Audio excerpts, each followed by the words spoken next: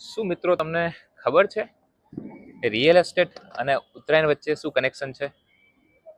જે રીતે પતંગ હવામાં ચગે છે અને એ કેટલો સમય ઉપર ટકી રહેશે અને કેટલા પેચ કાપશે એ નક્કી દોરીની ક્વોલિટી ઉપરથી, ક્ષમતા ઉપરથી નક્કી થાય છે.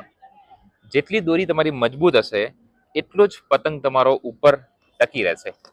એ જ રીતે રિયલ એસ્ટેટની અંદર તમારા અને પ્રોજેક્ટ એટલે કે જે ઇન્વેસ્ટમેન્ટ કર્યું છે યા કોઈ પ્રોજેક્ટમાં તમે પરચેસ કરી છે એના વચ્ચેનો જે તાર છે, જે કનેક્શન છે, એ જે મીડિયેટર છે એ કેટલો સ્ટ્રોંગ છે એના ઉપર નક્કી થાય છે કે તમારું જે ઇન્વેસ્ટમેન્ટ કર્યું છે એ કેટલું સફળ રહેશે.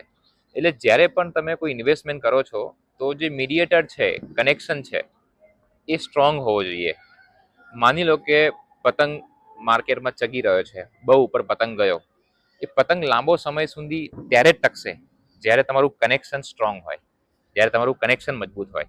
તો પ્રોપર્ટી લેતા પહેલા તમે હંમેશા તમારું જે કનેક્શન છે એને માપી લો કે એ કેટલું સ્ટ્રોંગ છે.